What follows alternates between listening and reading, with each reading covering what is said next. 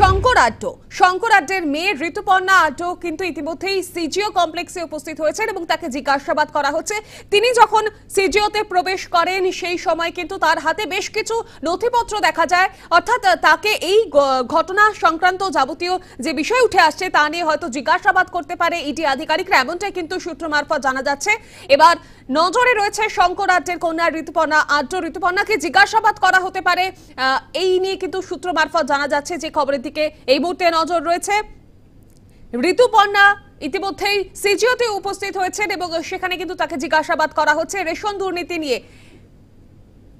বিস্তারিত জানবো, এই মুহূর্তে টেলিফোন লাইনে রয়েছেন প্রতিনিধি সন্তোষ ঠাকুর। সন্তোষ, ঋতুপর্ণা ইতিমধ্যেই সিজিও কমপ্লেক্সে গিয়েছেন, তার হাতে বেশ কিছু নথিপত্র দেখা গিয়েছে, তাকে জিজ্ঞাসাবাদ করা হচ্ছে। এই এখনো পর্যন্ত প্রক্রিয়া কতদূর এগিয়েছে কি জানতে পারছো?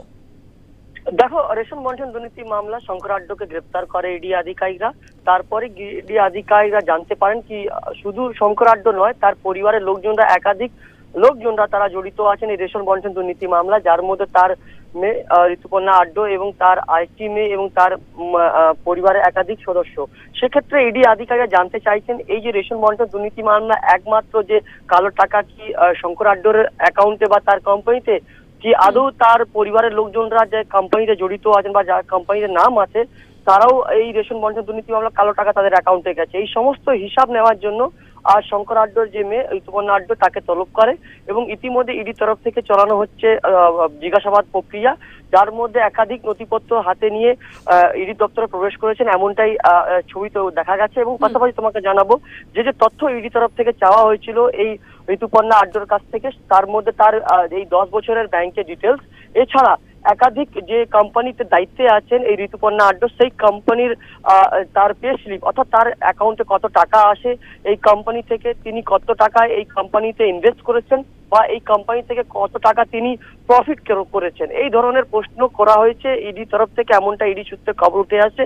সেক্ষেত্রে প্রায় 1 ঘন্টা কেটে পড়েছে জিজ্ঞাসাবাদের প্রক্রিয়া, এখনো পর্যন্ত ইডির আধিকারিকরা এই রেশন বন্টন দুর্নীতি মামলা বা বলা যেতে পারে যে তার বাবা এই শঙ্কর আড্ড, যিনি রেশন বন্টন দুর্নীতি মামলায় কে ইডি আধিকারিকরা গ্রেপ্তার করেছেন, তার কাছ থেকে 2000 কোটি টাকা জানা গেছে কি 2000 কোটি টাকা দুবাই গেছে ভায়া বাংলাদেশ হয়ে।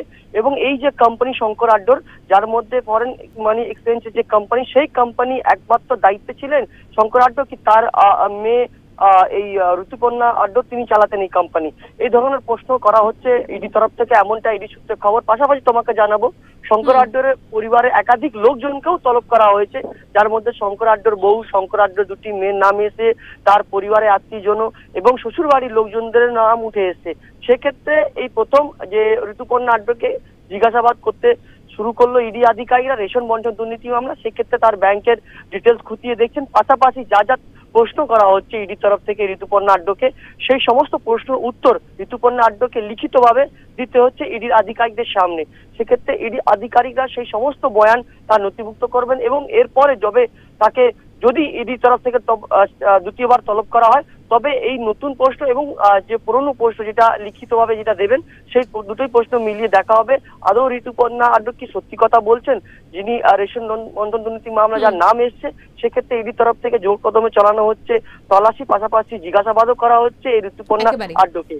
বেশ, ধন্যবাদ সন্তোষ। আমাদের সঙ্গে ছিলেন প্রতিনিধি সন্তোষ ঠাকুর, যেমনটা জানালেন যে তাকে বেশ কিছু প্রশ্ন ইতিমধ্যেই করা হয়েছে এবং 1 ঘন্টা হয়ে গিয়েছে, এখনো পর্যন্ত কিন্তু জিজ্ঞাসাবাদ পর্ব চলছে। গতকাল আমরা দেখেছিলাম এই সন্দেশখালী ঘটনা নিয়ে কিন্তু শঙ্কর আড্ডের যে অফিস, অর্থাৎ কলকাতার 4 জায়গায় কিন্তু শঙ্কর আড্ড সংক্রান্ত যে জায়গা রয়েছে সেখানে কিন্তু হানা দিয়েছিল ইডি আধিকারিকরা। রেশন দুর্নীতি কাণ্ডে গ্রেফতার করা হয়েছিল শঙ্কর আড্ডকে এবং বেশ কিছু জায়গায় মঙ্গলবার হানা দিয়েছিল তদন্তকারীরা।